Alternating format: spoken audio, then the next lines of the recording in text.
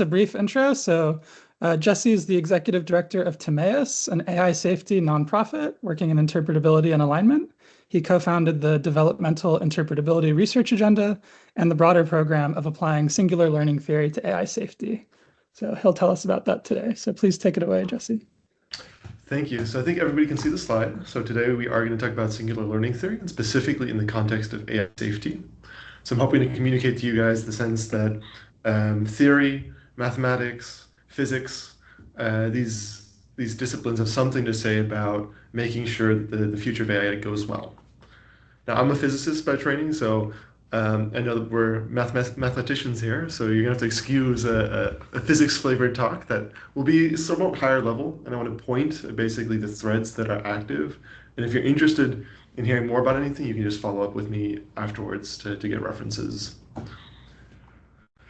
Okay, well, I said that I was a physicist, and I'm not lying, so I want to go back to James Watt. James Watt was the inventor of Watt's steam engine, which is really the first transition point in a commercial steam engine that could be deployed at a much larger scale than just in coal mines. And so this is an important invention. Now, unfortunately, James grew to regret his invention, at least in part.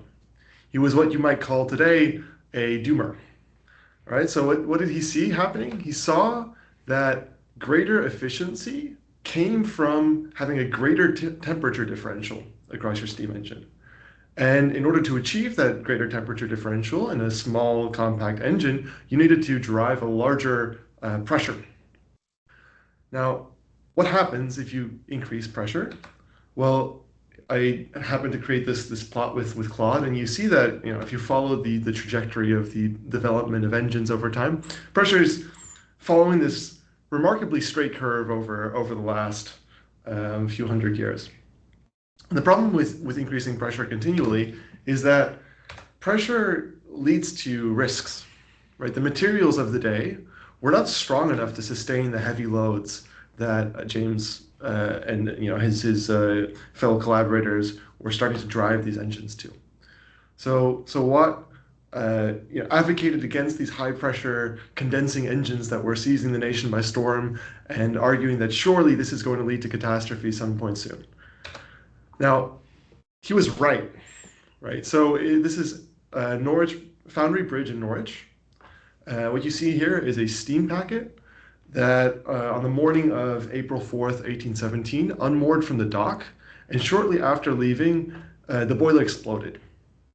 Okay, so we saw this catastrophe that sort of spurred the nation into action, spurred Parliament to later advocate for the development of a better scientific understanding of what's going on here, better safety legislation to make sure that catastrophes like this wouldn't happen again. Now, it wasn't the last case, but Watt was right.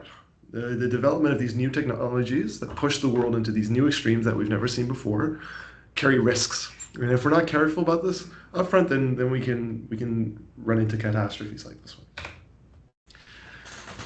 Yeah, so the key tension I see here is that somehow the empirics were running ahead of the theory.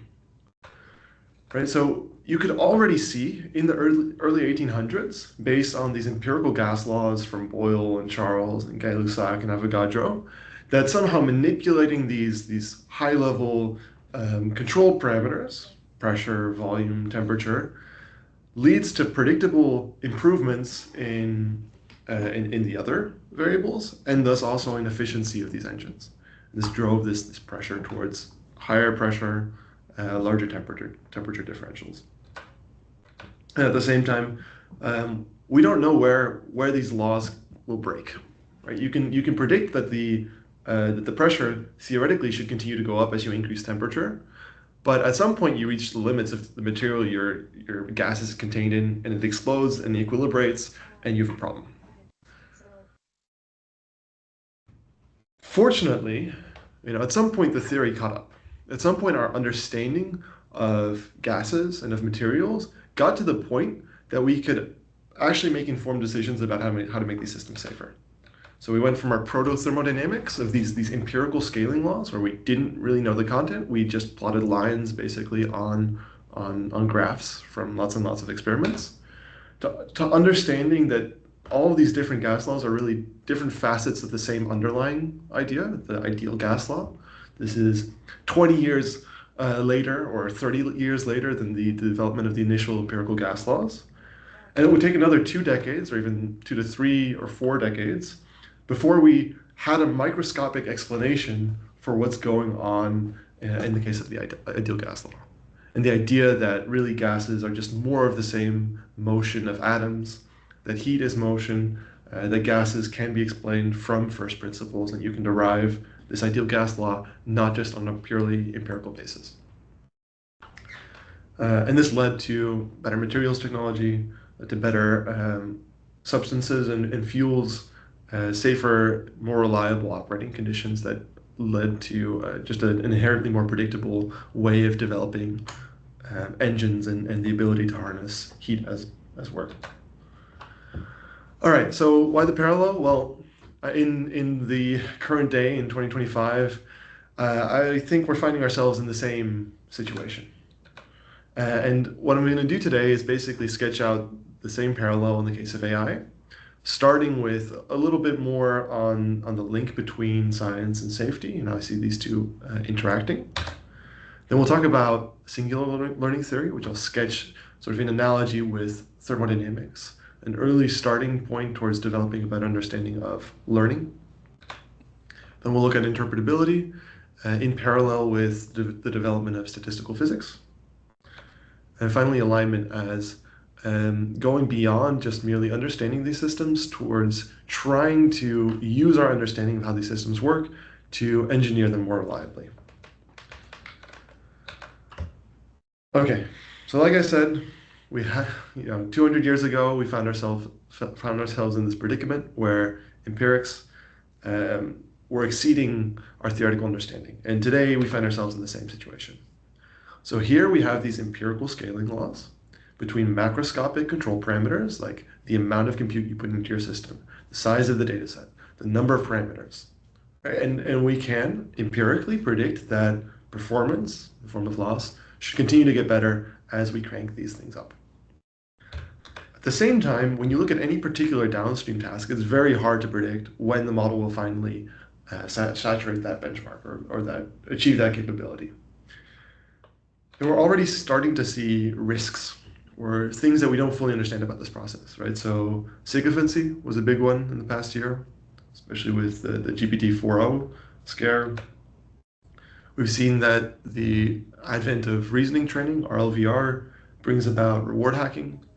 In some cases, this can lead to these forms of natural emergent misalignment. So we see ways in which our current understanding of how to train these systems is already insufficient and not always adequate to achieve the kind of control that we thought we might have had if we had just looked at this nice pretty picture on the left. Today, I'm going to focus mostly on the role of the data. So I think data is key here in understanding what's going on. And the reason for that is really that data is the difference between alignment and capabilities. Data is the foundation for all of deep learning. It's the thing that determines what kinds of solutions your model comes up with. So I'm going to define alignment as the ability to sort of point the model at a target you want it to pursue. Right? So engineering its goals and values, and capabilities as the affordances to get there, the ability to achieve those ends. Now, theoretically, there's some argument you can make that these might be separable. These might be different kinds of questions, goals and values versus capabilities. But in practice, all of the techniques we use to try to steer these systems are the same. They're based on deep learning fundamentally. So if you train a model on next token prediction, if you're doing that on internet data, you call that pre-training, right? But if you do this on example demonstrations of the kind of behavior you want your helpful chatbot to demonstrate, we call that instruction or safety fine-tuning. It's a safety technique or an alignment technique. If you do RL against a binary correctness signal from a formal verifier, we call that RLVR, reinforcement learning from verifiable rewards. If you do this against a reward signal that comes from a learned reward model that's supposed to have distilled human preferences, then we call this reinforcement learning from human feedback. You can come up with plenty of variants of this.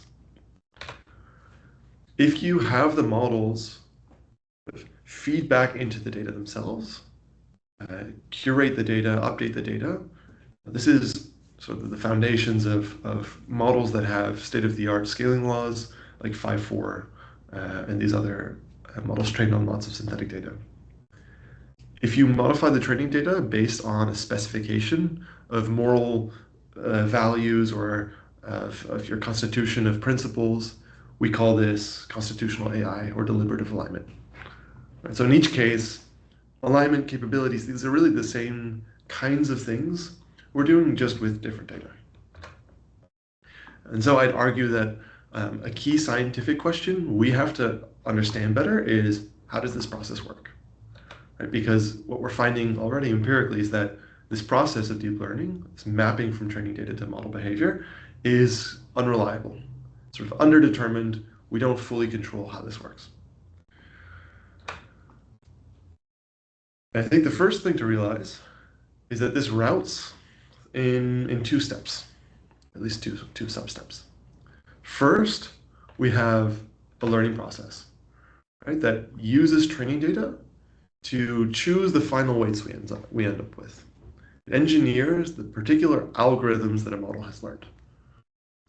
And then in step two, you deploy this set of weights in the world with some new data, and you ask it to generalize, often across distribution shifts, so it's no longer in the same environment in which it was beforehand. I think these are the two key scientific questions at the heart of trying to understand deep learning better, and thus also coming up with better ways to engineer systems more reliably. I think these two questions are actually dual to two of the main engineering disciplines within AI safety. So on one hand, interpretability, which is about understanding what structures inside of the model gave rise to the behavior you see. So it's really about a kind of generalization accounting. And on the other hand, you have alignment, which is really ultimately about trying to influence not just what kind of behavior the model can accomplish, but how the model accomplishes that behavior. It's about trying to set constraints on model internals, the structures inside of the model that enable it to achieve its capabilities. If that's what alignment is supposed to be, and in practice, the only control we have over these models is deep learning, then in practice, alignment becomes a question about what kinds of perturbations can we make to training data that would have led to a different model outcome. So this is the framing I'm going to take for the rest of the talk, and we're going to sort of decompose this further and explain how singular learning theory gives you a lens on different parts of this equation. I don't want to suggest that this is the only way you could define these terms. Right? So this is just maybe one helpful way of looking at the problem from my perspective. Yeah. And in particular, we're going to sort of build up this pyramid where I argue that sort of at the start, you need this foundation of learning theory and understanding. You can use that to build a set of tools for reading model internals, we call interpretability. With a sufficient understanding of reading, you can move on to writing. This usually follows the reading skill. We call this alignment. And with all of that, you can build a robust safety engineering discipline on top of this. Okay, so we sort of have the scaffold in place, right? From the kinds of scientific questions we want to understand, learning and generalization, the engineering disciplines we're hoping to connect to, so interpretability and alignment, and an idea of maybe how the scientific understanding enables eventually safety, the question we're going to get to later. So that lets us now get into more of the meat of the question. So what is singular learning theory, or maybe learning theory more generally? What can it say about these questions? So the one-sentence version of singular learning theory is going to be that SLT suggests that the loss landscape is key to understanding what's going on here. So it's key to understanding what kinds of structures models end up with, because the loss landscape is the thing that ultimately decides how your learning process moves around, how SGD moves around. And the loss landscape somehow reflects algorithmic properties of the models you learn. So if you can read this geometry, you can infer something about how models achieve their behavior. And so these two ideas will give us really a foothold on the questions of interpretability and alignment. Okay. So we find ourselves in the situation similar to what the early thermodynamicists found themselves in the 1800s. Maybe we can draw a lesson from them, right? They achieved this transition from a pure empirical tinkering field to something that had a more mature understanding of what's going on. So I think what's key is understanding this transition in terms of a few core concepts. Right? So before thermodynamics, we had classical mechanics, which is a theory really about energy and motion. As we started dealing with thermodynamic systems, we realized there were phenomena that we couldn't explain. So in particular, heat. Now, eventually we came up with ways of describing heat through entropy, free energies, and by extending our toolkit, our way of talking about these systems. So it's no longer just about energy, but also about entropy. In particular, thermodynamic systems are often described in terms of a competition between energy and entropy. So we expanded our lexicon, and now we can describe these new systems with the same machinery. And eventually, we came to the realization that heat was really just more of the same motion, just it's invisible to us, right? This is the motion of microscopic atoms that's not visible at a macroscopic scale. Meanwhile, entropy is not this weird, mysterious other force like energy. Well, still a little mysterious, but it's ultimately about uncertainty and keeping track of where uncertainty is. So we end up with this more microscopic understanding of really where these high-level concepts come from. And the transition we're starting to see in learning theory, I think, can be described in similar terms. So what comes next after this proto-thermodynamics? The approach we're going to take is what we've called developmental interpretability. Here, the idea is that we want to understand neural networks trained by SGD through a learning process of billions or trillions of SGD steps on many SGD steps on billions or trillions of tokens. That is hard to describe theoretically, but easy to do empirically. In learning theory, we have this other framework for reasoning about learning called Bayesian learning. And that's much easier to deal with theoretically, but it's much harder to realize empirically. So what we're going to do is basically model this empirical thing, the SGD learning process, using this idealization, using the Bayesian learning theory as a model for what's going on there. We'll try to use that to make predictions about what's going on in the SGD case, and then can test those empirically afterwards, using the tools derived from this theory. And singular learning theory should really be understood as on this right-hand side. It's a theory of Bayesian learning, of Bayesian learners. And we're going to use it as a tool to understand models trained through more practical means. Okay, so here's the mystery at the heart of current AI. Right? The mystery corresponds to the second step of the link that I showed earlier. The mystery is generalization. If you look at classical learning theory, you predict that neural networks, the kinds we see today, shouldn't work. They should overfit because they've got so many parameters that they should just be able to express basically anything and thus overfit to the spurious signal and the noise. Empirically, we notice that this is not what happens. Right? So instead, what happens forward a little bit. Instead, what happens is that neural networks, as you make them bigger, get better. So we need some improvement on this theoretical framing we have, where classically we predict that generalization is really controlled just by parameter count. And the answer is going to come from the generalization, from this learning coefficient.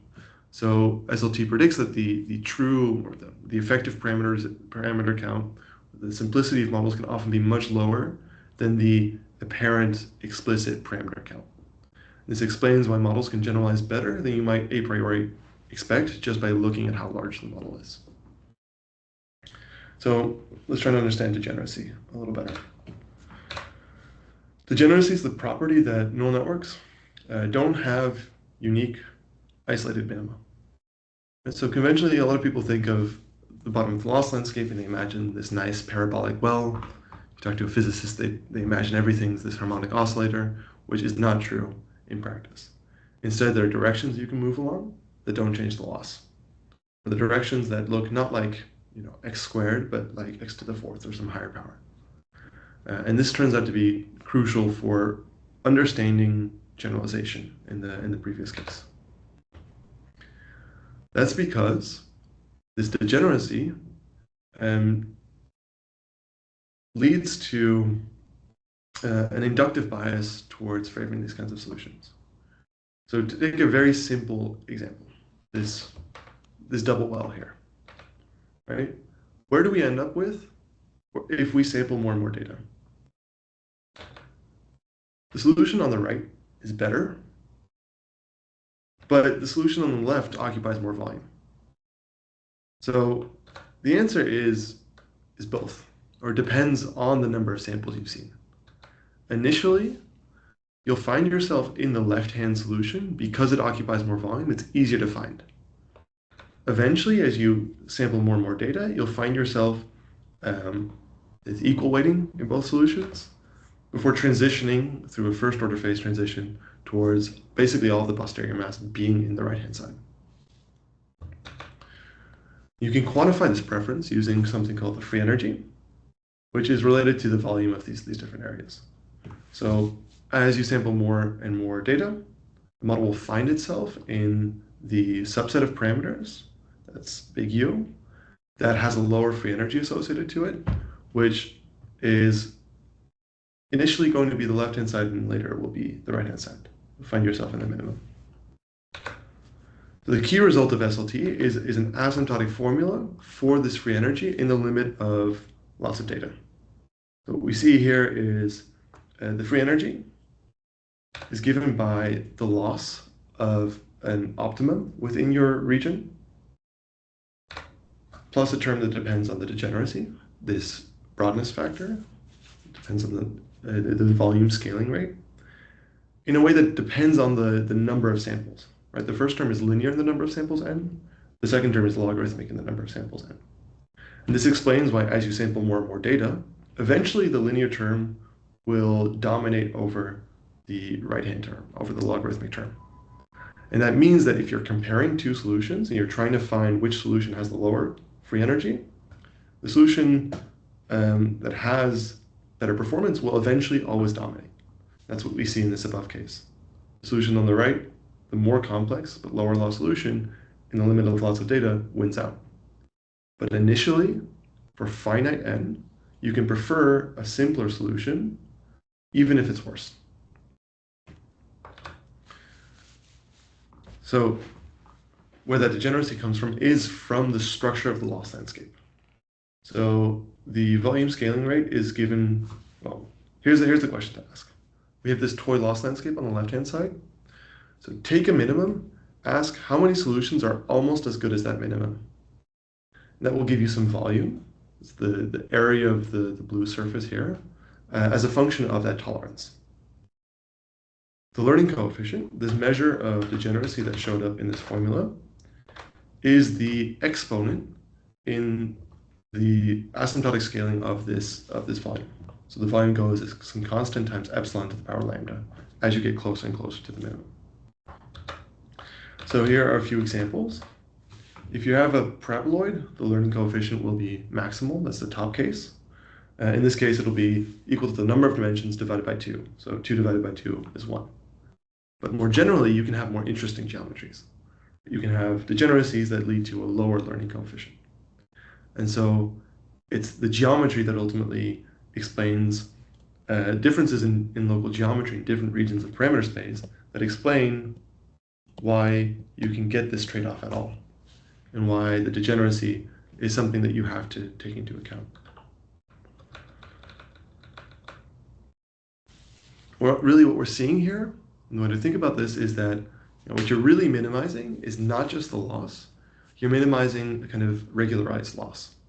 Where the regularization term is this implicit regularization term that comes from the geometry of the loss landscape. You don't have to explicitly specify this. It's just built into the structure of the loss landscape. Okay, so what comes next after this proto-theory? This sort of just empirically we observe that the loss keeps getting better as we increase data set size, model size, and the amount of compute we spend on these models. Well, the kind of thermodynamics of learning that we're starting to see here is that maybe it isn't just loss that's important, but you have to include loss and complexity when reasoning about the kinds of solutions you get. Similarly to the case of thermodynamics, where it's not just about energy, but it's also about entropy. So what we see from SLT is that there's this natural complexity penalty that comes from the geometry of the landscape, this learning coefficient lambda. And this is analogous to kind of the role of entropy in the theory of thermodynamics. Now, of course, in the physical case, we went further than thermodynamics. At some point, we ended up with an actual microscopic explanation of where this entropy term comes from. So similarly, there's still kind of a mystery here of where does the degeneracy come from? What does it correspond to? Why does simplicity in geometry or more volume in geometry actually correspond to the algorithms that our model learns being simpler? What's the microscopic content of these macroscopic observables? And I think that the deeper answer here, this is an answer that's not fully developed yet. The answer is that neural networks learn something like algorithms. You can see this clearly through the work of, for example, Anthropic, looking at the internal structure of models, where they find algorithms, right? These sort of very structured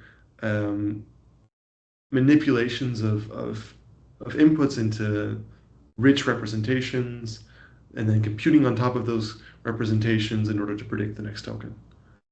What we're seeing here is not just sort of a shallow lookup table or some other kind of memorization. The models really acquire this internal structure that allows them to generalize far beyond what they saw in training. This is completely unlike previous approaches to deep learning that just explain, things like regression, Gaussian processes, clustering. None of these classical techniques are able to learn anything algorithmic. We said that this learning coefficient has this kind of notion of an effective dimensionality, because if there's a free direction, then the learning coefficient will be 1/2 lower. But it turns out that you can also see this very naturally as a measure of algorithmic complexity. And so what I want to impress upon you is this idea that the degeneracy that we observe that leads to the simplicity prior has this deeper explanation in terms of the structures that models acquire. So here's a very simple example of you're learning a deep linear network, which has these two weight matrices that you multiply after each other with no nonlinearities. You're trying to learn a simple linear transformation. Now, what happens is that if the truth that the thing you're trying to learn is not full rank, then any implementation of that will gain additional free parameters. So you're going to end up with, in this case, if you parameterize it like this, with the ability to set B1 and B2 to any arbitrary value you want. So what that means is somehow a simpler solution, one that's lower rank, naturally manifests as a solution in the loss landscape that has more freedom, that it occupies a larger volume in the loss landscape. A slightly richer example is that of a dead neuron in a ReLU MLP. So if you have a neuron whose pre-activations are always negative, then what happens is in the outgoing transformation, there will be a free row. You can set these parameters to any arbitrary value and it doesn't matter. You get the same output because 0 times any number is 0. So what we see here is, again, a form of how simplicity in the algorithm you're implementing, right? Sort of you learn this polytope, this spline fit. And if you have fewer polytopes in this ReLU thing that you're learning, then the model's simpler. If you use fewer of your neurons, the solution will be more degenerate. More generally, we're starting to see ways in which not just effective dimensionality, but other properties of the algorithms that models learn, things like error correction, maybe even things like modularity, this is more speculative, might manifest in the loss landscape. Right, so the algorithms that models learn sort of directly cast a shadow that you can read in terms of a higher degeneracy. So here's the attempt at an explanation for why we see degeneracy, why we see the simplicity bias. And the answer is that the models acquire something like algorithms. And these algorithms are naturally reflected in different patterns of degeneracy. So in physics, at some point, we went beyond even statistical physics. So we started with this theory of classical mechanics that everything is in terms of the flows of minima of energy. And similarly, in the learning theory case, we started with a theory where everything is basically just about loss and understanding minima of the loss. We developed this theory of thermodynamics where it's not just about energy, but energy and entropy, trading off in a way that gives you the solutions to the systems that you're interested in studying. And similarly, through SLT, we see that you get this emergent simplicity prior, this complexity penalty, where the thing that you are really minimizing, the trade-off you have to study if you want to understand the solutions you get, is a similar trade-off between loss and complexity. In statistical physics, we developed an understanding of microscopically what gives rise to this energy and entropy trade-off through understanding microscopic structure better. And we came up with a set of tools for actually probing this structure using what's called susceptibilities. And similarly, our hope for interpretability, the applications of singular learning theory to interpretability, are to use similar kinds of signals to what was developed in statistical physics for getting at the microscopic structure and states from their external behavior, coming up with microscopic explanations for the observed simplicity of programs and why they generalize. Now, like I said, physics went further. So at some point, you end up with condensed matter physics. And the kinds of things people are starting to do now is they're able to invert this process. Right? So you can start with a specification of the kinds of optical or magnetic or electrical properties you want a material to have. And in some cases, for some regimes, you can actually compile this into something like a recipe for how to engineer a new material that has those properties. I see really the question for alignment and what we call patterning is to do the analogous thing for learning systems. At some point, I think our understanding of these systems and their internals can be developed to such an extent that we can invert this mapping and map constraints on how we want models to achieve their performance into a recipe for designing a learning system, designing a learning process, a curriculum that achieves those properties. You go from less guess and check to more theoretically guided design.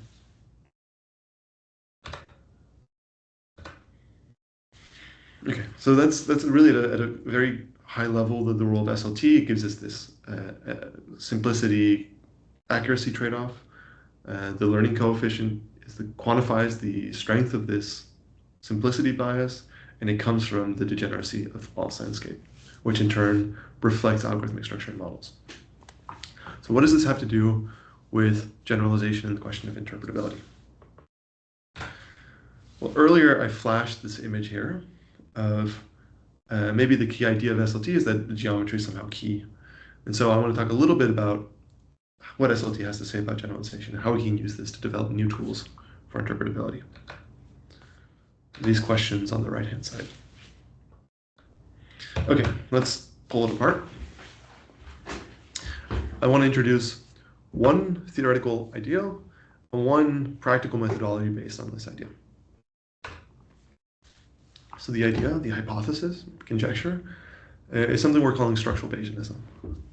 This is this idea that the geometry of the loss landscape reflects the algorithms that models have learned, potentially to quite a detailed extent. By reading this geometry, you can reconstruct the algorithms models have learned. This leads to a practical methodology, which looks like trying to probe the local loss landscape. You can't access it directly, but what you can do is you can sample a bunch of nearby points in weight space, look at how the loss varies over this, and from these statistics, try to infer properties of the model, of the algorithm that is encoded at a specific choice of weights.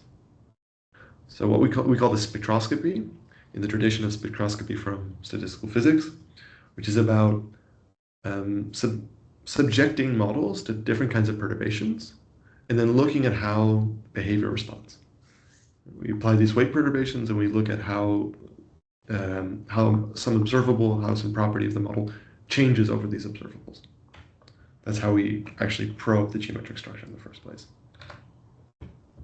I'm going to show this through kind of a ladder from in-distribution generalization, just looking at generalization on more data from the same distribution, to the question of small distribution shifts. What if we had changed the data distribution just slightly? How would it change the model's behavior? And to the more complete question of out-of-distribution generalization. What could we say about this in predicting this? So I think to some extent, SLT solves in-distribution generalization for Bayesian learners in the asymptotic large data limit. So here's what's known as the Bayes generalization error. The quantity we're trying to predict is a scalar.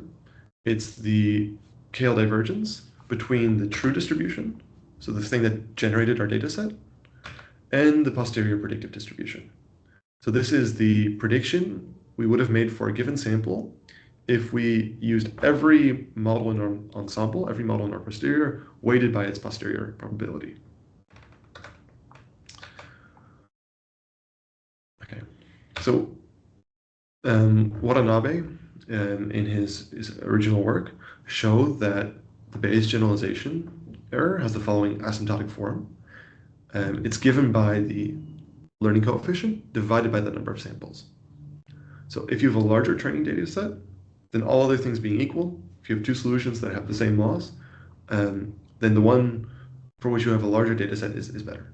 This is sort of intuitive. Everybody knows that more data is going to give you better generalization. But the other thing is that the learning coefficient shows up here, and that tells you that if you have two models trained on the same amount of data, you should prefer the one that's simpler. Again, it's a very intuitive sort of Occam's razor kind of statement, but here it's sort of formalized. Yeah. For regular models, so linear regression, classic non-neural network kinds of models, the learning coefficient is going to be maximal. It's going to be equal to the number of parameters divided by 2, which is exactly why we predict overfitting for neural networks if we try to apply this classical theory. However, for singular models, like I said, the learning coefficient can be smaller than this, which explains why you get better generalization than you would have predicted just by looking at the parameter count. Now, the key idea I want to leave you with here is a very high-level idea, is that what we're seeing here is a kind of equivalence or correspondence between sensitivity and data, which is really what generalization is about. It's about understanding sensitivity to changes in the data distribution. And on the right-hand side, sensitivity and weights, which is what the learning coefficient is about. The learning coefficient tells you, under typical perturbations to the loss, how much does it increase? So it's this link between behavior, generalization, and weights, so sensitivity and weights, that gives us a foothold for using SLT to build a principled science of interpretability, or to build principled techniques for interpretability. And that's in-distribution generalization. Now, of course, in-distribution generalization is a little boring, because we could have also just done the empirical thing, which is keep a held-out test set and just measure loss on that. So why do we even need this theory? What's the use of this? And I think the answer starts to become more clear when you look at slight deviations away from the in-distribution setting. So we're going to take a more general case where we're trying to predict the the value of some arbitrary observable over our local loss landscape. So this might be the loss, right? If you plug in the increase in loss from some starting checkpoint, W star, to nearby points in the loss landscape, this gives you an estimator for the learning coefficient up to some constant multiple. But in general, maybe we can insert arbitrary observables here and then extract more information from our models. Okay. So we're going to sort of take a broader view of this question of generalization. The question that I'm interested in from a distribution shift perspective is, how would this average, this expectation value change under a distribution shift? So if I change the data distribution a little bit, maybe I upweight Wikipedia text, or upweight GitHub text at the cost of downweighting Wikipedia text, or vice versa. How would that have changed my model's behavior and this observable? Well, the answer, of course, as a physicist, is to do a Taylor expansion. You expand in this small perturbation, and you truncate at some power. Right? So previously, we already saw that the first term in this expansion is just going to be given by the kind of local learning coefficient analysis. If you plug in loss, this will be controlled by this in-distribution generalization coming from the local learning coefficient. But the second term is what's called a susceptibility in statistical physics. This is a derivative of your expectation value. So if we want to understand or try to predict changes in generalization under a small distribution shift, this is the thing we need. Okay, so what are these susceptibilities? Well, I'll introduce two kinds. So a data susceptibility and a structural or component susceptibility. So if you're familiar with influence functions, then you can understand influence functions as a type of susceptibility. So this is supposed to indicate the Bayesian influence function. I'm going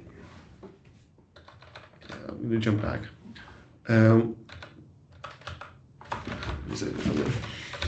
So what we see in the data susceptibility case is that the perturbation I'm going to apply is I'm going to infinitesimally upweight some sample in my training data. And then I ask, how would my loss on some other sample, J, have changed under this perturbation?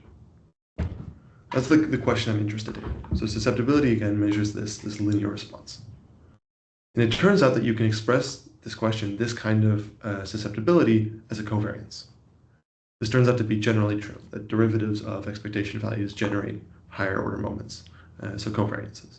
You can use this trick to now very practically estimate the influence that sample I has on sample J through this local covariance estimation.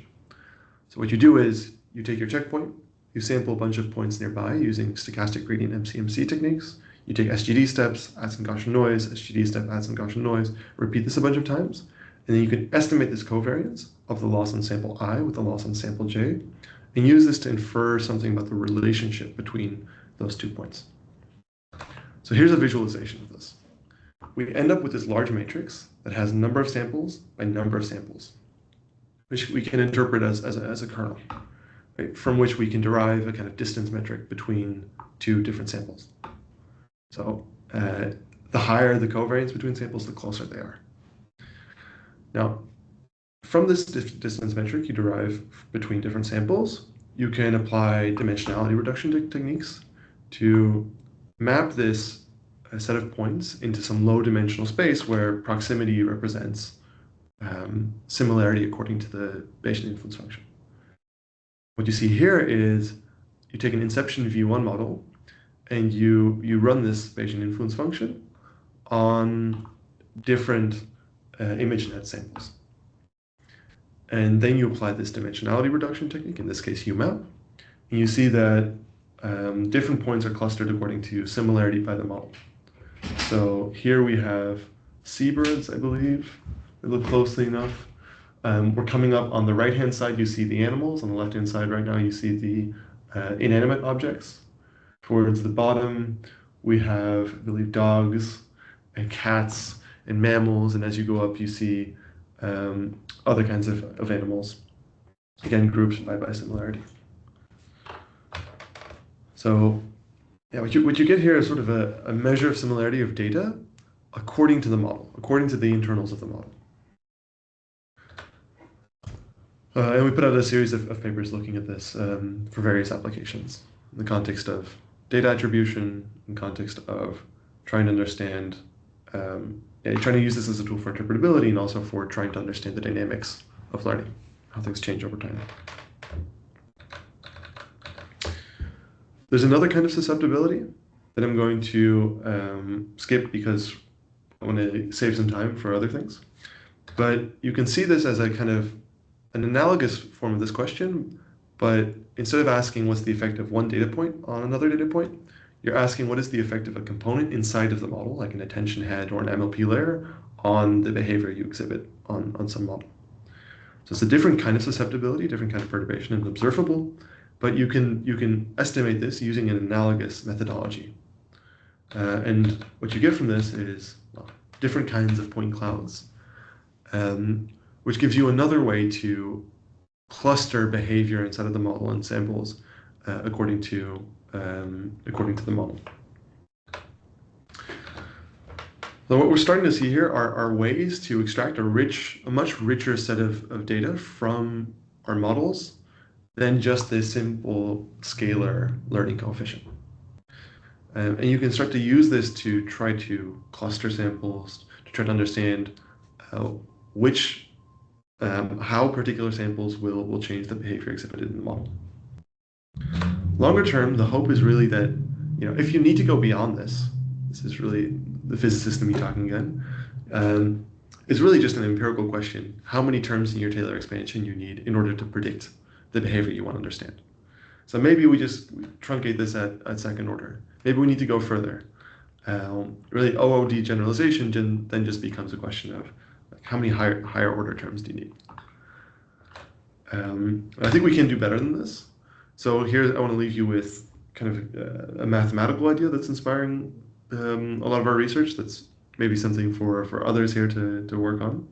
But in theoretical computer science and programming languages theory, there's a set of correspondences between different ways of talking about algorithms. You have the Church-Turing thesis, a correspondence between lambda calculus and Turing machines. And you have the Curry-Howard correspondence, a similar kind of correspondence between proofs and programs. So maybe what we're seeing here, the hope for structural Bayesianism and this geometric approach to interpretability, is that something analogous exists between the world of computation and the world of geometry. So maybe instead of programs, the corresponding thing in a learning theory context for neural networks are singularities of the loss landscape. So critical points, maybe the structure of these programs is not given in terms of types, but in terms of the substructure of these singularities. So the different ways that geometers have of talking about structure inside of singularities. Right? Maybe the way that these programs are built up is not through a series of deduction rules, but instead through the phase transitions that models encounter over the course of training. Instead of program length, the primitive for talking about simplicity is something like this learning coefficient, and so on. So maybe it's possible to develop this kind of dictionary here for a new language of computation that is more amenable to neural networks. Okay. Oops. So we're going to go through this last section rather quickly, but what I want to finish doing is basically finish expanding this picture.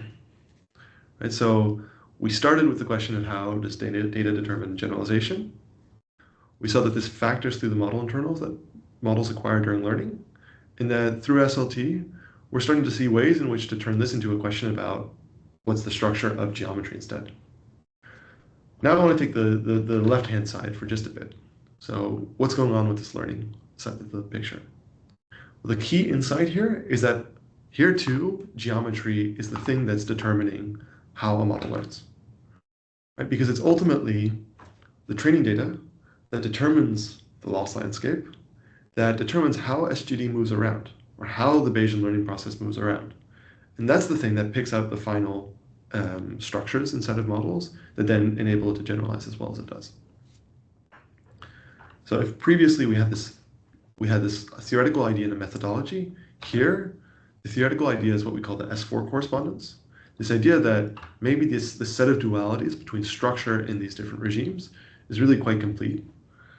And the methodology is something we call pattern. It should have been renamed to pattern. So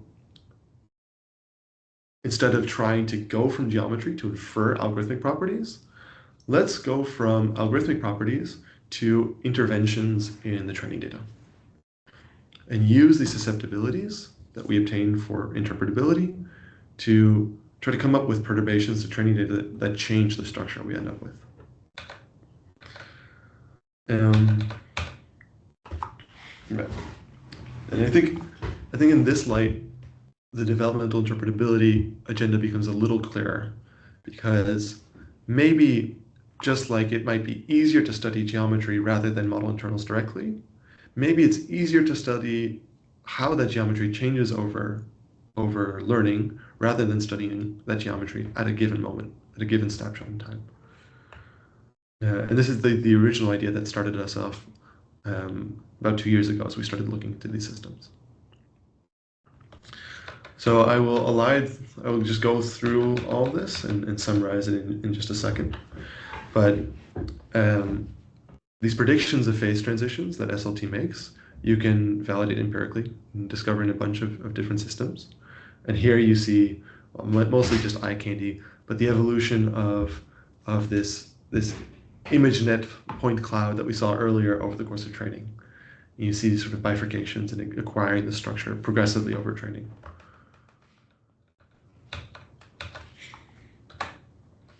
Okay. Yeah, so to flesh this out, finally, we started with this learning coefficient and these susceptibilities, where we saw that in some cases, you can see simpler patterns in data, like having a deep linear network that has lower rank, corresponds to solutions that are more degenerate, that occupy more volume in the loss landscape. This will be preferred by the Bayesian posterior, and the model will find these initially, and they lead to better generalization error. Sort of the classical story from SLT. Now we're starting to see, as we've been looking empirically in many more systems, that there's more to this correspondence, right? It goes deeper.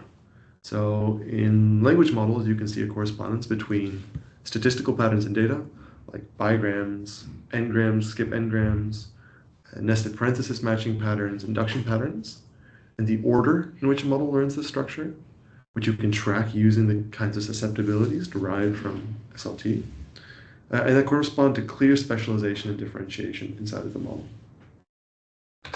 And again, in the tradition of this, maybe this extended Curry-Howard correspondence, this idea of structural Bayesianism, maybe these correspondences go much deeper.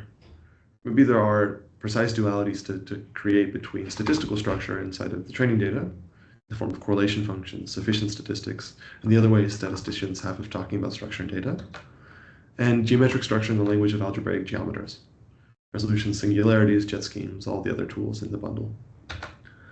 And the language of developmental structure, according to physicists, dynamical systems theorists, developmental biologists. So developmental stages, phase transitions, bifurcations, relaxation, mixing times, all these other ways that we can talk about development. And of course, finally, the language of theoretical computer science and of modern interpretability.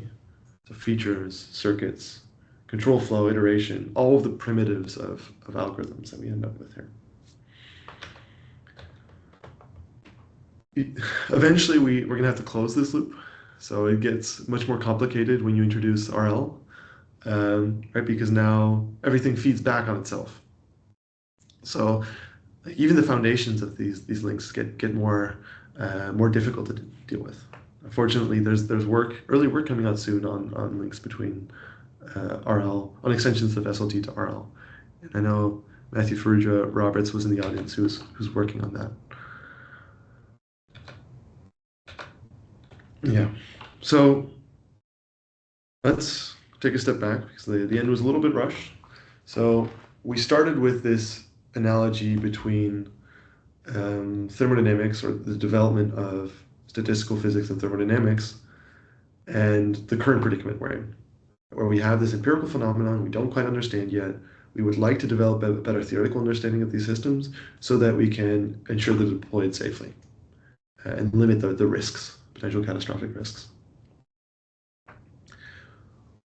We're starting to see ways in which we can use learning theory. Specifically, I walk through some of the content of singular learning theory that give you a handle on this. That give you a better idea of, right, what is simplicity really? Why is it favored at a macroscopic level? Sort of thermodynamic analogy of thermodynamics for learning. We're starting to see that that's not quite enough. Right? We want to go deeper into the microscopic structure of models. This is really the content of interpretability. And we want to be able to link those microscopic internals directly to generalization behavior, which is something you can start to do by adapting these other ideas from physics of susceptibilities to probe model structure. These Bayesian influence functions, susceptibilities, give you this kind of information. And I only walked through this very high level, but what we're starting to do is to use these susceptibilities to inform changes in data mixing. So can you make perturbations to the training data that lead to the model, for example, not learning an induction head, where it would have learned one before? Or to change, move the kind of structure that you had originally to a different part of the model, or something like this. A first paper looking at this kind of work is probably going to come out in the next month or two.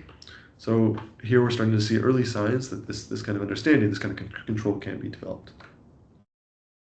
And it means that we get to sort of work up this pyramid, right? So on the foundation side, there's a lot happening. We have to extend things to RL. We have to understand better how these methodological tools work, how to sample from the loss landscape and what's going on there, how the hyperparameters you use as you sample from these techniques work, why sampling works at all is a big open theoretical mystery.